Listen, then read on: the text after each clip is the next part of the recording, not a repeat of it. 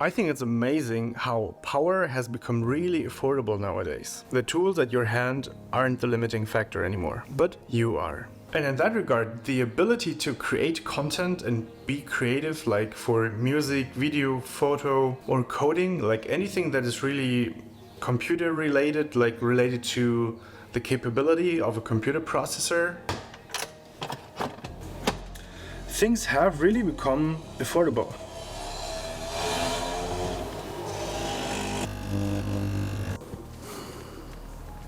I just dropped my favorite coffee cup. That's really sad. Okay, that did make me a little sad. I do have a few of these, like 3.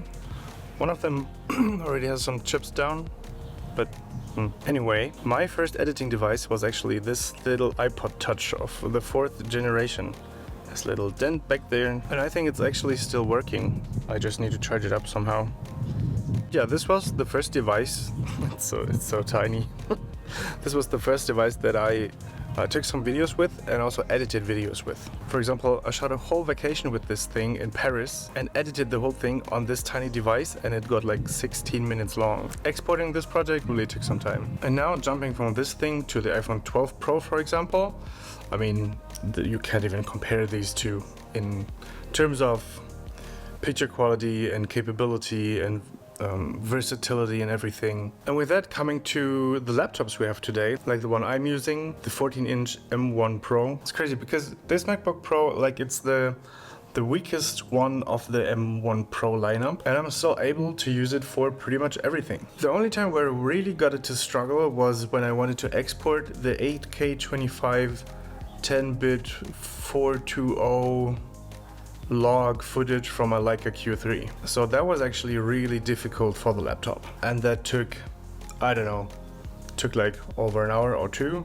But usually it just has to handle the 4K footage of my Canon R6, and well, that's really manageable for most devices. Even my iPhone 12 Pro can pretty well handle the footage of this camera here. So the very interesting factor in that is that this computing power got really democratized. Editing music, videos, coding, or photos has really become accessible to the masses. If you wanted to create any kind of music, like in a little bit more serious manner, you needed to have a whole studio. Now you can have your iPod Touch or your iPhone and have GarageBand on there, and with 1 or 2 extra devices you can record directly into the timeline of the app and then actually produce quite good sounding working songs. But if you wanted to be any more advanced, you can use GarageBand on your MacBook. And since the M1 came out, the power of the M1 is so good, you could achieve quite a lot with that. So if you ever wanted to start creating something,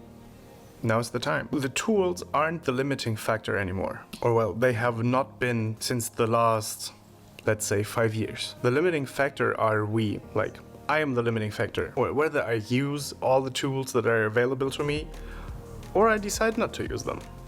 So if you're someone who wants to create something, the tools at your hand aren't the limiting factor anymore, but you are. And with that, I think I'm gonna make another coffee, another copy of my coffee, yeah, right? This time without dropping my lovely cup. And I'm wishing you a wonderful week, a great weekend, and wherever you are, stay safe, have a good one.